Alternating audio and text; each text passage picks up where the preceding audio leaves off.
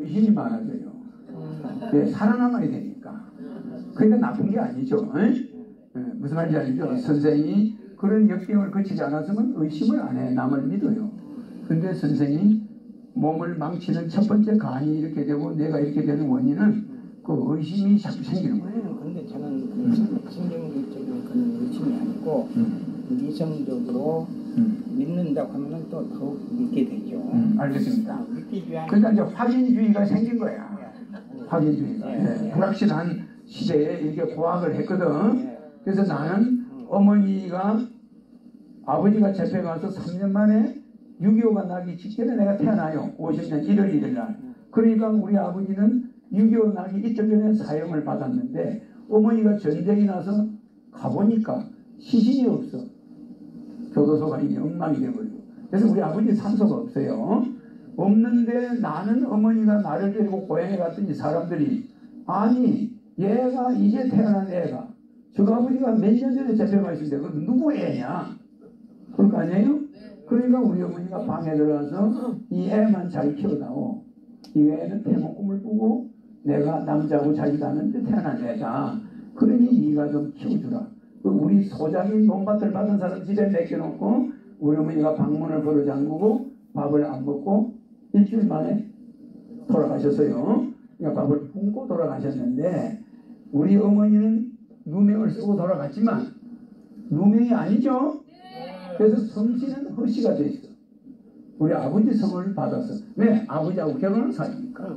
그래서 아까 그 허씨로 해줬는데 동네 사람들은 항상 체감격이고 나를 봤어요. 근데 내가 어릴 때 너무 공부를 잘하고 동네 사람이 갑자기 뭘 잊어버리면 내가 찾아줘버리고 뭐 이런 게 많이 있었죠 제가. 그러니까 또 내가 아기 때 젖을 먹을 사람이 없으니까 6.25 때 우리 동네 사람이 많이 죽었다고 그랬죠. 그러니까 그 어린애가 죽은 집이 많아요. 그래서 그 애 죽은 엄마들의 젖을 한 몇십 명 젖을 얻어먹었어요 제가. 한 100여 명을 얻어먹었다고 그래. 그래서 내가 남의 젖을 많이 먹고 자랐습니다. 그렇게 해서 내가 성장해서 동네 사람들이 젖을 줘서 키우다 보니까 동네 애가 되어버렸어요. 네. 그러니까 내가 굉장히 명랑한 성격입니다. 그런데 어릴 때 나를 키워준 그 소작인 집에서는 나를 방에다 넣어놓고 호롱불을 안 켜줘요. 켜주면 애가 호롱불을 넘어뜨리니까 정리가 없을 때인데 그리고 호롱불을 넘어뜨려서 불을 몇 살 때까지 안 켜줬을까요? 5살 때까지 안 켜줘요. 그러니까 항상 나는 1살 때부터 깜깜한 방에서 혼자 있었던 거예요. 불 꺼버리죠. 밖에서 문 잠가버리죠. 못 나가게. 그래서 항상 갇혀 있었던 거예요. 어릴 때. 그런데 항상 신인이라는 걸 어릴 때 알죠. 저는. 나는 하늘을 백궁을 하루에 한 번씩 갑니다. 밤에 1시 넘어서 가는데 나는 백궁에 가고 하는데 나중에는 백궁 가서 있다가 오는 시간은 10분밖에 안 걸려요. 10분 만에 가면 거기서는 내가 일을 보는 걸 다 볼 수가 있어. 보고 다시 돌아오는데 돌아와서 다시 애 몸에 내가 덩그러니 누워있어요. 그럼 그 몸에 다시 들어가죠. 제가 들어가서 다시 애기 노릇을 해야 돼요. 애기 때는 애기 같아야 되니까. 그렇게 애기 노릇을 하면서 그 생활을 계속 하다가 6살 때부터는 나한테 송아지를 먹이라고 송아지를 한 마리 줘서 주인 집에서 키우라는 거예요.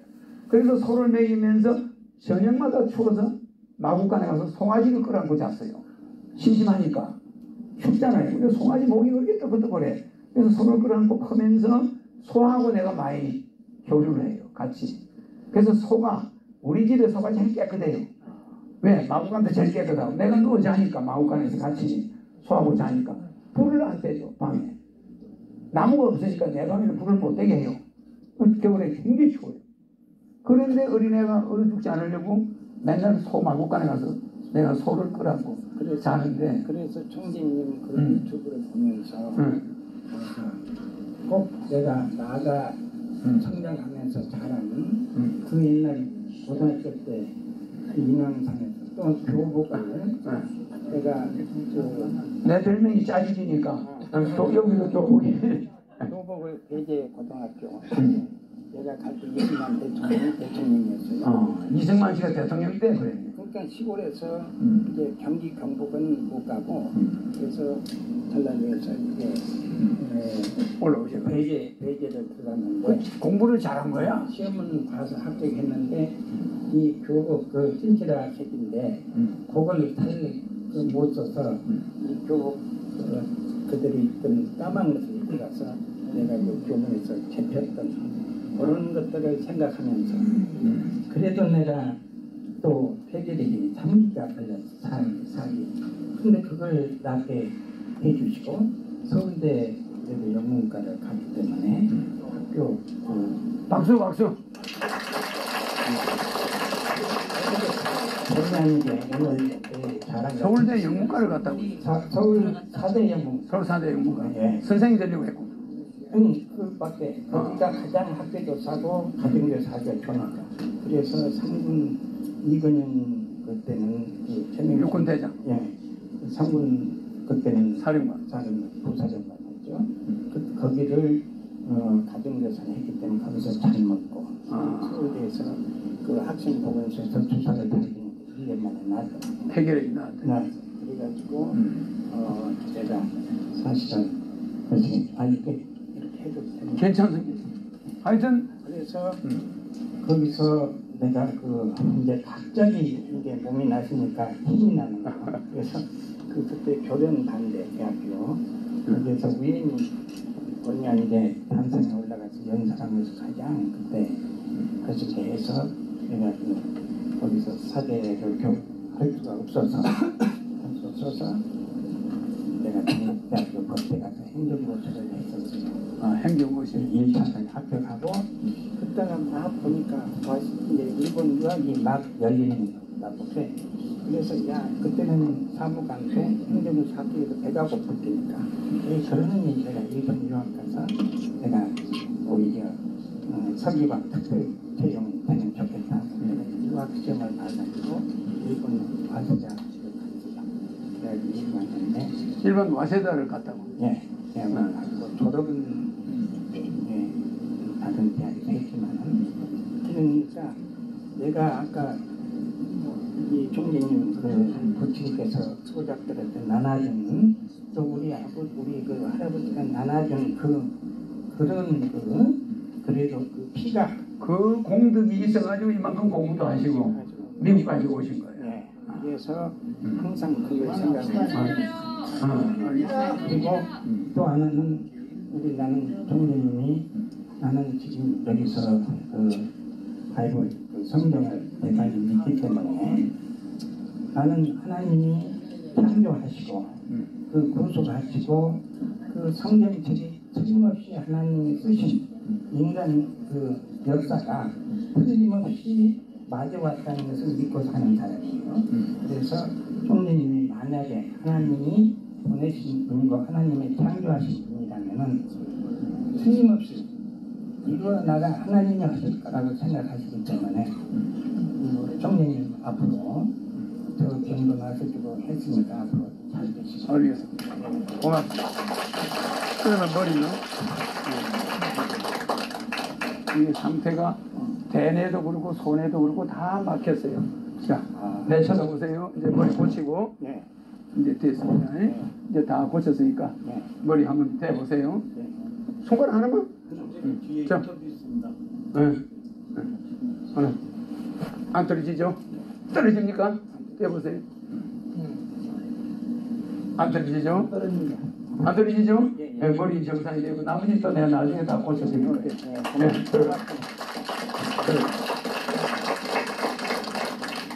제 명함은 사진을 우리가 여기서 드릴 겁니다. 끝나고 나면 이 사진이 뭐냐면은 제 명함은 이 스티커 사진인데 이 양면으로 돼 있어요. 양면이죠? 그러면 이거를 벽에다가 딱 붙이면 됩니다. 이렇게. 지금 이 이제 건물 안에 있는 모든 사람들이는 건물은 에너지가 들어간 거죠? 그러니까 이게 집에 하나만 있으면 됩니다. 자동차에 하나, 몸에 하나, 뭐 있으면 되겠죠? 그래서 자식들이 공부를 짜증내거나 실증내지나 엄청 몸이 스태미나가 나오고 에너지가 나오니까 좋아지겠죠? 요거를 이제 스티커를 우리가 줄 겁니다. 자, 그리고 제가 한민족이 세계를 통일할 수 있다는 것은 제 때문에 통일이 된다는 거 알겠죠? 제가 대한민국의 대통령이 된 다음에 제 홍보를 전 세계가 알게 돼요.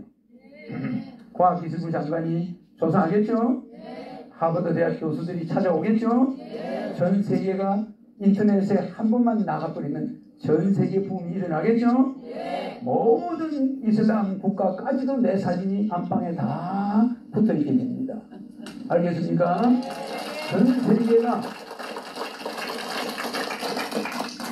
전 세계 종교가 이슬람만한 한 종교로 바뀌어버립니다. 무슨 말인지 알겠죠? 실물이 왔는데 종교는 인간들이 만든 거예요. 로마 콘스탄티누스 황제가 기독교를 공의를 열어가지고 예수를 삼위일체로 집어넣어야 된다. 이렇게 압박을 하고 로마 공의가 300번 이상 열려가지고 그 성경을 만들어냅니다. 알겠습니까? 예수가 죽을 때 하나님 나를 왜 버리시나이까? 이 자리를 여러분들이 하나님의 동생하고 있습니다. 하나님 나를 왜 버리시나이까? 분명히 입으로 그 말을 하고 또 땀이 피가 되도록 기도를 했죠. 그죠? 이런 기도를 한다는 것은 상대가 있다는 뜻이에요. 절대자가 아니라는 뜻입니다. 내가 기도한 적이 있습니까? 없죠? 상대가 없습니다. 상대가 존재하지 않아요.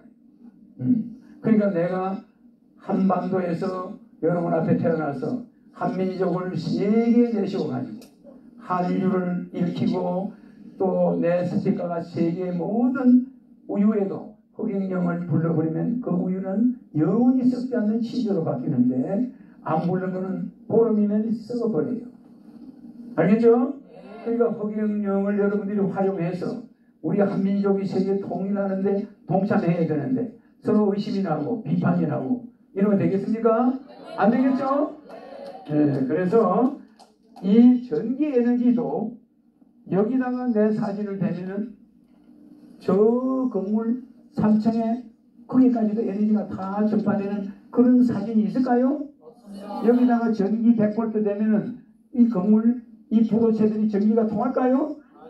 오직 내 사진은 한 군데만 닿아버리면 이 있는 사람, 물건, 책상, 냉장고 모두가 다 우주 에너지로 가득 차버려요. 알겠죠? 그래서 앞으로 핸드폰 회사, 식품 회사, 전자제품 회사들이 전 세계에서 내 사진을 특허를 가져가야 됩니다.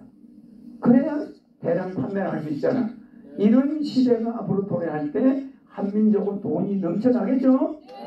세계 통일 한국이 중심이 돼서 주장할 때 우리는 외적인 자산은 없지만 내적인 무형자산이 어마어마하다는 거 알겠죠? 그 중에 한 사람이 저라는 거 알겠죠? 그래서 한민족이 세계 통일을 하는데 그 주된 원인이 미국과 중국과 러시아와 일본이 한반도를 두동강이 냈기 때문에 강대국이 통일되지 않는 한 우리 남북이 통일되면 됩니까? 그러면 월남처럼 공산화가 돼버려요. 그래서 한반도는 어떤 형태더라도 아시아가 통일되기 전에 남북이 통일되면 안 되는 겁니다. 알겠습니까? 아무리 용변한 재주를 가진 대통령이 나와도 그자가 북한과 협상을 해서 통일을 만약에 한다면 한반도는 적화되고 맙니다. 알겠습니까? 남한의 모든 젊은이들은 인연이 어느 쪽으로 기울어있는지 우리는 다 알고 있죠? 전쟁이 나면 총뿌리를 누구한테 겨눌지 아무도 모릅니다. 우리의 젊은이들은. 알겠습니까? 그렇기 때문에 한반도 통일을 섣불리 주장하는 자는 화가 있을 것이고 반드시 그 화가 그들의 몸에 미치게 돼요. 내가 그 중심에 있다는 걸 알아야 됩니다. 한반도 통일은 아시아, 중국과 일본과 인도가 통일돼서 50억이 하나가 된 다음에 북한과 통일을 할 때만 안전이 보장되는 거예요. 알겠죠? 그리고 유엔 본부를 판문점으로 25년 전에 내가 가져가야 된다고 그랬어요. 맞죠? 그리고 삼성은 내가 5년 전에 이미 삼성의 이건희는 일주일 안에 쓰러진다. 죽지는 않는다. 그리고 그때 이재용이가 나타날 텐데 마크를 청색에서 빨간색으로 바꾸지 않으면 이재용 씨가 구속되고 삼성이 큰 피해를 보게 된. 네, 그랬죠? 그 예언이 100% 적중했죠? 그때는 누구도 이건희가 쓰러질지 이재용이가 갑자기 나타날지 몰랐습니다. 맞죠? 그래서 삼성이 아직도 마크를 청색을 쓰고 있어요. 청색을 쓰면은 중국에서 밀리고 전 세계에서 삼성이 고전하게 됩니다. 그래서 내가 그거를 빨간으로 하라고 했는데 아직도 안 하고 있어요. 안 하고 있어요. 알겠죠?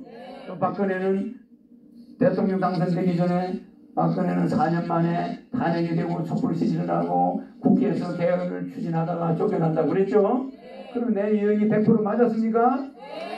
한치의 틀린 것이 지금까지 없었습니다. 25년 전에 결혼하면 1억 준다, 애 낳으면 3천만 원 준다 했더니 미친놈이라고 사람들이 손가락질 했는데 그 25년 전에 그 이야기 할 때 나는 우리나라가 세계 최저 출산으로 최저 출산이 와가지고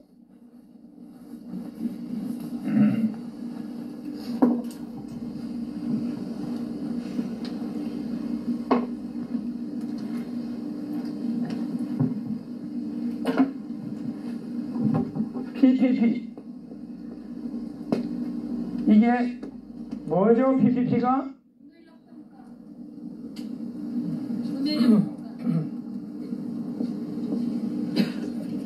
구매력을 말하는 겁니다. PPP 구매력을 평가하는 거예요. 그러면 구매력 평가 세계 1위가 중국이에요. 중국이 세계 구매력이 제일 높습니다. 근데 우리나라는 어린애들이 안 태어나고 최대 출산이 되니까 구매력이 있나? 노인들은 요양병원을 들어가 버리고 누가 시장 가서 물건을 삽니까? 갈수록 노인들은 요양병원이에요. 그리고 젊은이들은 결혼 안 해. 이게 어떻게 됩니까? 지금 우리나라는 세계 최저 출산 1위에 머지않아 1948년 개띠 58년 개띠가 58년 개띠가 베이비붐이 있었어요. 이때 많이 태어났습니다. 그러면 20년마다 78년에 개띠가 78년 다시 베이비붐이 있어야 되고 이다음 98년에 있어야 되고 2018년에 베이비붐이 있어야 되죠? 근데 베이비붐이 한 번도 없었어. 이 이후에. 알겠죠? 그러니까 어떻게 돼요? 애를 안 낳으니까 인구는 절벽이고 노인은 늘어나고 그래서 노령화 사회가 앞으로 올 것이다. 그러니 빨리 결혼을 추진해야 된다. 내가 이랬어요. 근데 저런 미친놈이 어디 있나 우리 국민이 그러다가 요새는 내만 지나가면 저 사람이 대통령이 되지. 저 사람이 25년 전에 우리나라 다 내다본 게 다 맞아. 저 사람 공약이 다 맞아. 이게 귀에 다 들려요. 사람이 막 열리는 건 아니야. 내가 보면. 알겠습니까? 그 영상 저 영상 한 번만 보여줘. 이 영상 나오나? 아 이거 닦아. 빨리 덮어줘. 한국에 나오는 영상인데 한번 보세요. 허경영 인기가 어느 정도인가? 어? 그래서 준비했습니다. 어디로 나오나? 빨리 작가이지. 이철희 의원과 청년 보수의 아이콘 그 닦아야지. 낱낱이 살펴보기로 했는데요. 천천히 맑아지고요. 천천히 맑아지고요. 그 닦아줘. 저는 굉장히 진지하게 생각하는데 닦으라고. 제가 작년에 총선을 치를 때 비켜. 비키라고. 저희 그 안철수 대표도 선거도 하고 있었는데 갑자기 이번에 벼랑간 저희 동네 노원정이 나타났어요. 그래서 젊은 사람들이 싹 몰려오더라고요. 잠깐. 이게 몇 년 전입니다. 몇 년 전에 노무현 대통령이 당선될 때야. 문재인 대통령이 당선될 때인데 노무현 대통령이 아니고 문재인 대통령이 당선되는 날 KBS에서 1시간 뉴스 시간에 9시에 나를 방해했어서 1시간 동안 왜 허경영을 보고 국민들이 열광하느냐. 알겠죠? 그 이유를 정치인들 불러가 물어보는 거예요. 국회 앞에다가 책상도 놔놓고 이철희 의원, 현 의원입니다. 더불어민주당. 이 사람들 불러놓고 물어보는 거예요. 한번 들어봅시다. 사진 찍고 싶어하고 정작 후보는 우리인데 그분이 와가지고 아이들 독차지했던 그런 기억이 있습니다. 허경영 신부름이 현 정치인들에게 어느 정도 신경을 쓰이는 일이랍니다.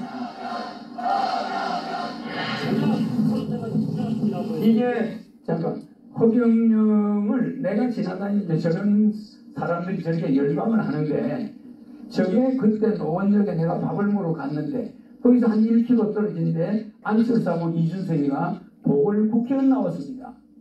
한 5천 명을 모아놓고 유세를 하고 있는데 갑자기 5천 명이 싹 사라지는 거예요. 그러니까 이준석이가 안철수하고 이게 어디로 가는가 따라와 봤더니 그게 내가 있는 곳에 다 오고 그래서 5천 명이 모인 거예요. 나는 7시에 친구하고 약속이 있어서 밥을 먹으러 갔다가 12시까지 밥을 못 먹고 밤 12시에 굶고 집에 갔어요. 사진은 5천 명 찍어준 거예요.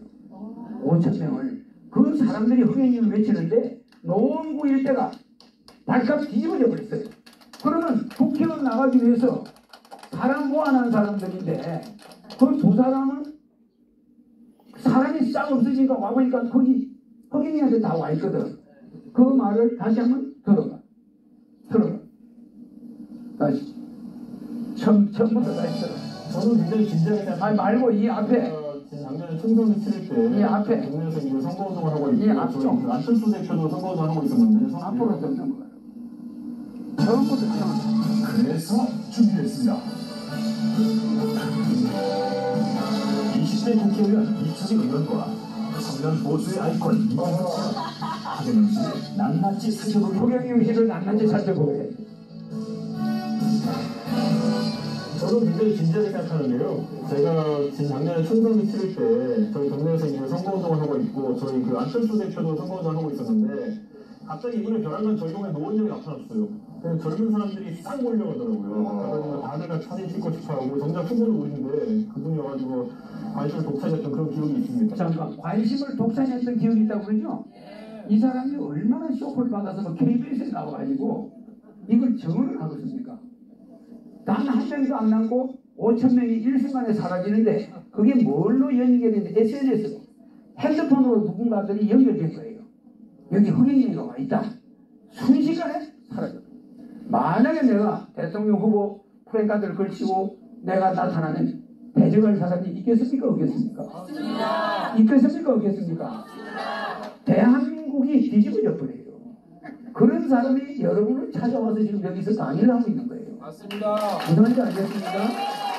자, 그럼. 그런 기억이 있습니다. 허경영 신부름이 현 정치인들에게 어느 정도 신경을 쓰이는 일이랍니다.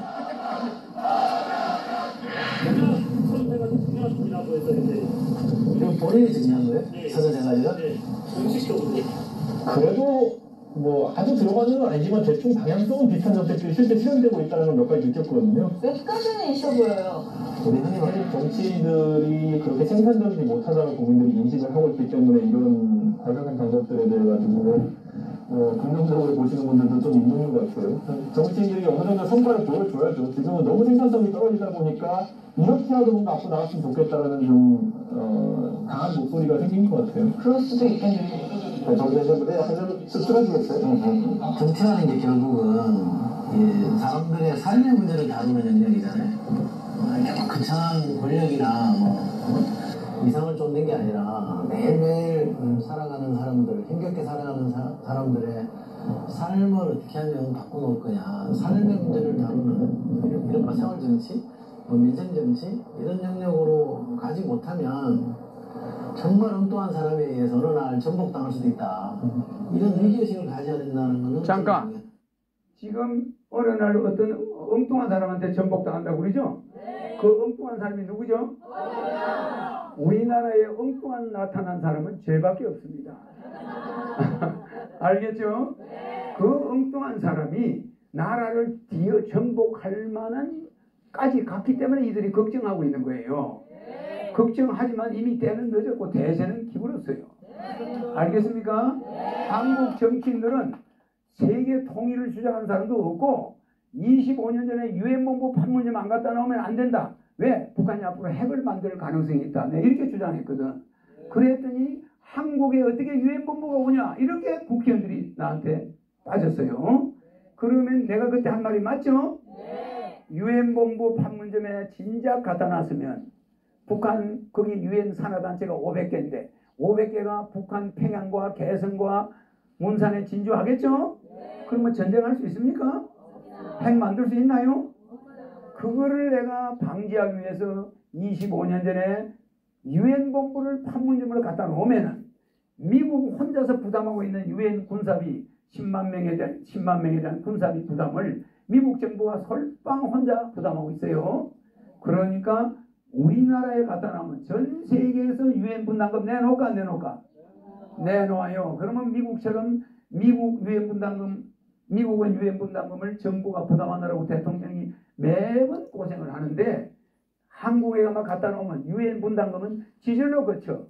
맞죠? 그러면 한국이 세계 통일하는데 유리한 고지에 들어가는 겁니다. 알겠죠? 네, 그 다음에 끝까지 한번 봅시다. 짤막해요. 이런 위기의식을 가져야 된다는 것은 저는 동의하고요. 정치인들은 좀 심각하게 자기 완성으로 받아들여야 된다. 허경영 씨가 현실 정치에 보내는 메시지는 분명 있다는 이야기. 자, 여기까지만 들었죠? 허경영 씨가 기성정치인한테 보내는 메시지는 분명히 있다는 거예요. 맞죠? 그러니까 이미 정치인들은 허경영 씨한테 밀렸다는 소리예요. 알겠죠? 그럼 조금 있으면 누구한테로 줄을 설까요? 제가 금년 12월에 복권이 돼요. 12월에 복권돼서 이제 국가혁명당을 만듭니다. 그래서 내가 당을 만들어서 대통령을 나가는데 그때 허경영한테 줄을 서는 사람들이 많이 있겠죠? 심각한 정도로 우리나라는 잘못되어 있습니다. 그래서 제가 세계 통일은 한민족만이 할 수 있고 허경영이가 그것을 주도하겠다는 거죠. 오늘 지금 뭐 인터뷰가 있나?